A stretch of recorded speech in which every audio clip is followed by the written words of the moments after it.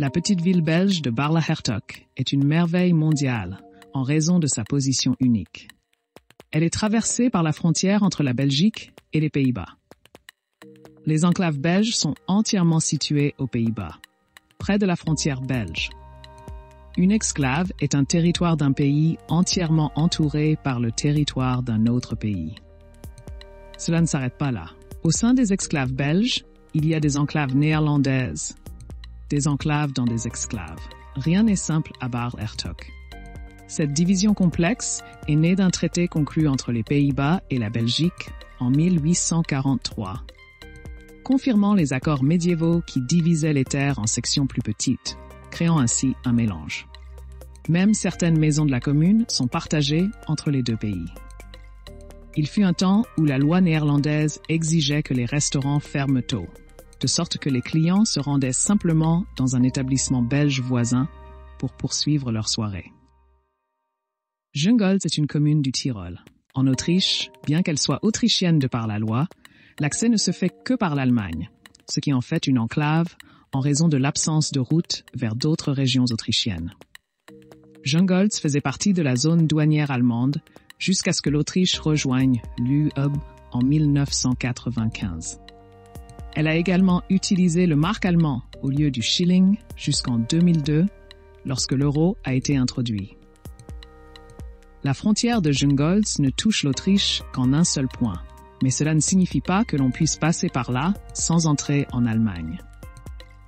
Tout a commencé lorsqu'un Tyrolien a acheté le terrain à un Bavarois en 1342. L'acheteur a ajouté le terrain à son domaine et s'est montré très satisfait. Dans le traité frontalier bavaro-autrichien, signé en 1844, la région, connue sous le nom de Jungholz, était déjà officiellement reconnue et enregistrée comme faisant partie du territoire autrichien. Elle a continué à être reconnue comme telle depuis cette époque jusqu'à aujourd'hui, malgré le tracé inhabituel des frontières. Selon les données disponibles, au début de l'année 2000, Jungholz comptait un total de 302 habitants. Iguazu se compose de 275 chutes d'eau formant un jeu inversé. Il est situé à la frontière entre le Brésil et l'Argentine. La rive droite de la rivière se trouve au Brésil, qui détient plus de 95% du bassin d'Iguazu, mais seulement 1/5 des chutes d'eau. Les 80% restants se trouvent en Argentine. Il n'est donc pas étonnant qu'Iguazu soit l'un des principaux sites touristiques d'Amérique du Sud. Chaque année, 1,5 à 2 millions de visiteurs viennent ici. La région a un aéroport international, de nombreux hôtels, campings, routes et sentiers. L'économie locale dépend surtout du tourisme. C'est étonnant que cet endroit soit encore une frontière entre nations. Les îles Diomède comprennent 2 îles et plusieurs rochers dans le détroit de Bering, entre la Russie et les États-Unis.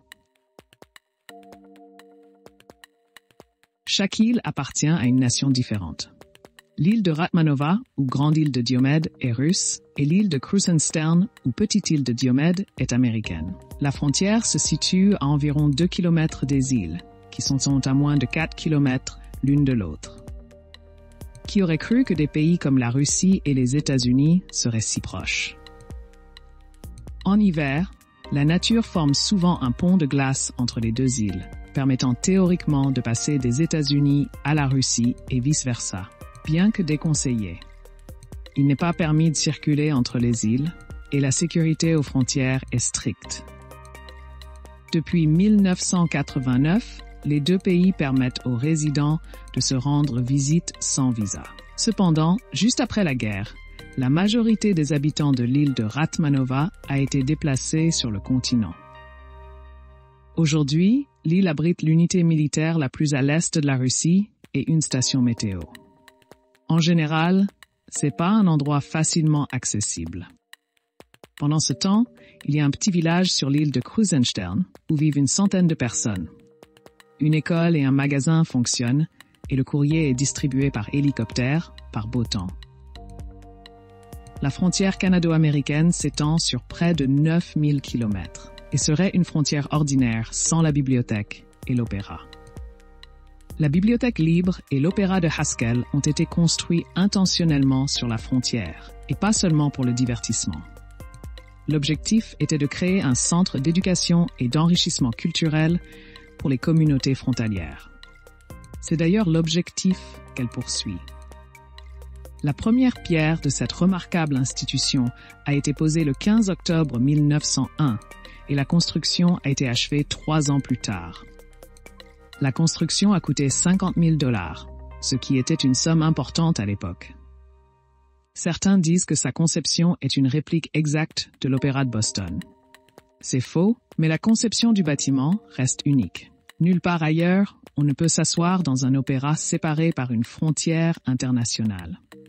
La majorité des spectateurs est aux États-Unis, les artistes au Canada. Nulle part ailleurs une telle bibliothèque. L'entrée est aux États-Unis, les livres au Canada, les salles de lecture en territoire international.